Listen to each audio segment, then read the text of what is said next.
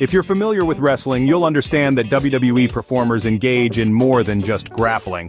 They deliver impassioned speeches, participate in weddings, settle custody disputes in ladder matches, you know, the usual activities. However, there are instances where the assigned roles for wrestlers can be quite distasteful. Allow me to toast with the one thing that you are full of. Oh no! Oh my God.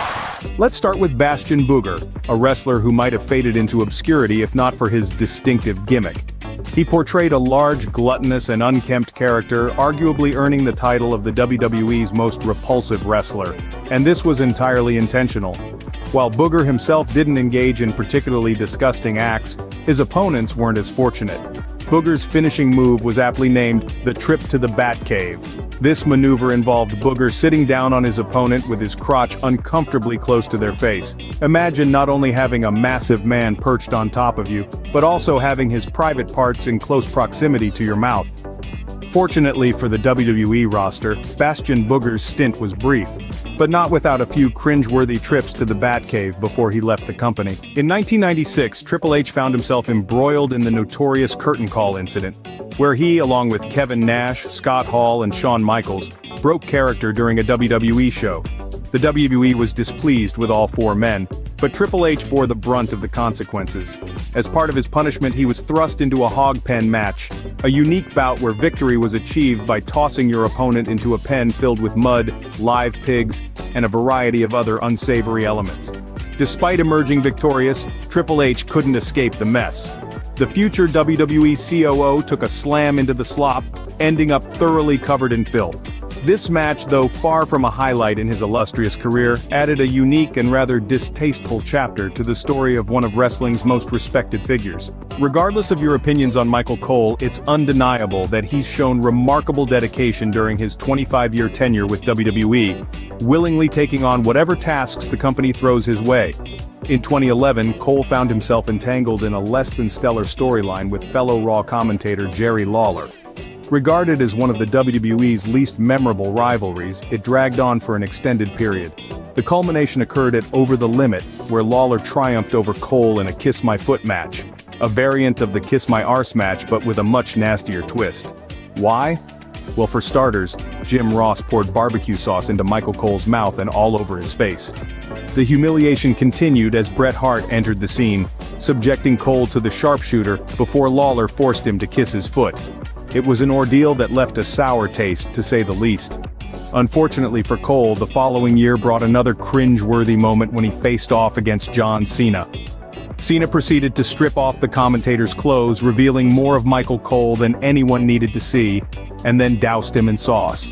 Whether it was an odd coincidence or the result of a peculiar creative direction, the barbecue-themed incidents were undeniably discomforting. Thankfully, since then, Michael Cole has mostly stayed clear of the in-ring action.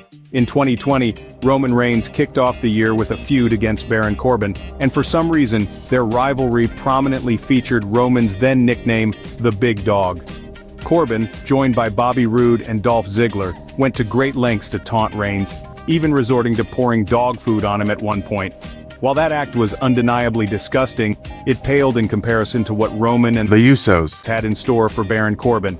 The trio faced off against Corbin, Ziggler, and Roode in a tag team match, with the losing side subjected to eating buckets of dog food. Predictably, Corbin ended up on the losing end. Consequently, the Usos and Roman Reigns decided to reciprocate, drenching Baron Corbin in what can only be described as K9 food. The visual was cringe-worthy, and while the exact composition remains a mystery, one can only imagine it was something no one would willingly want dumped on them. Yuck.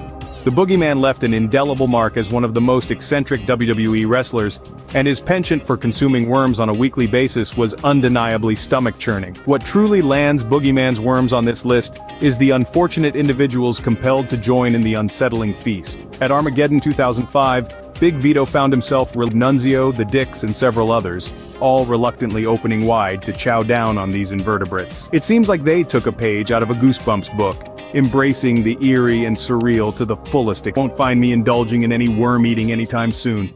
In May 2002, it seemed like someone in WE had a grudge against Tommy Dreamer, the heart and soul of ECW. A peculiar storyline unfolded where Dreamer was portrayed as just a regular guy, and it involved him engaging in some truly cringe-worthy activities. From retrieving a cup of water from a urinal and actually drinking it, which turned out to be one of the milder incidents, to brushing his dog's teeth and then using the same brush on his own, the storyline took an unusual turn. Later on, Dreamer even went so far as to eat his own hair after getting a haircut. The bizarre entertainment didn't stop there. Dreamer approached a fan eating a hot dog, asked for a bite, and when the fan accidentally dropped it on the floor, Dreamer proceeded to pick it up and take a bite. It was a horrifying scene, although another fan surprisingly joined in and took a bite as well. As if that wasn't enough, during Dreamer's mealtime, The Undertaker made an unexpected appearance. In a rather repulsive turn of events, the dead man handed Dreamer a cup filled with his own tobacco spit. And yes, he actually spit into it.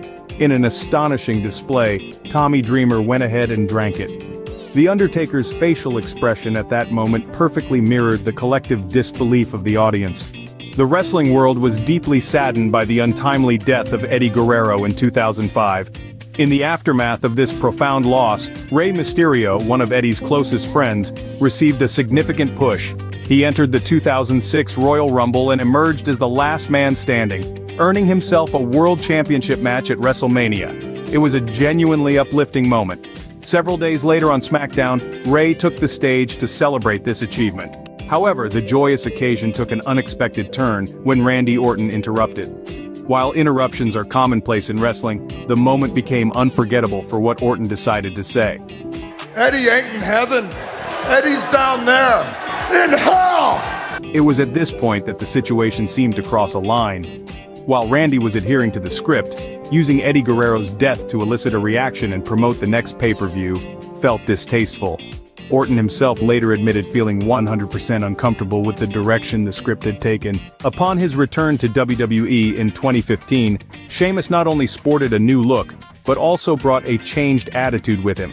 The Celtic Warrior shocked everyone by attacking Dolph Ziggler and Daniel Bryan on his comeback night.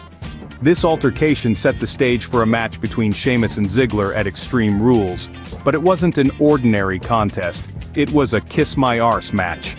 The stipulation meant that the loser would have to plant a smooch on the winner's posterior. Neither competitor was thrilled about the prospect, but someone had to lose, and unfortunately for Sheamus, he found himself in that position. However, instead of gracefully accepting the outcome, the Irishman turned into a sore loser, launching an attack on Dolph.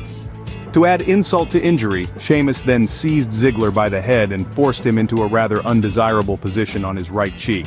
Enduring a face full of another man's buttocks is unpleasant enough, but considering the context, these two had just wrestled for 9 minutes, making them sweaty and smelly. It was an even more cringe-worthy situation.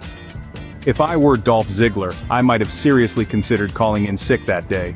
DX's feud with the McMahons and the Spirit Squad in 2006 remains one of their most unforgettable rivalries. Triple H and Shawn Michaels, the dynamic duo of DX, orchestrated numerous memorable moments during this period. In one notable episode of Raw, Triple H took on the role of Vince McMahon, delivering a humorous impersonation to mock their adversaries. Later in the show, Shawn Michaels made his entrance dressed as Shane McMahon, adding an extra layer of hilarity to the proceeding. The real McMahons, accompanied by the Spirit Squad, eventually made their appearance, expecting to assert dominance. However, DX had a surprise in store for them. Oh my God! King! That's truly astonishing. It seemingly descended from the heavens. Of course, the substance that showered down on them probably wasn't authentic, at least I don't think so. Regardless, the idea of having whatever that is dropped on you is something I wouldn't fancy.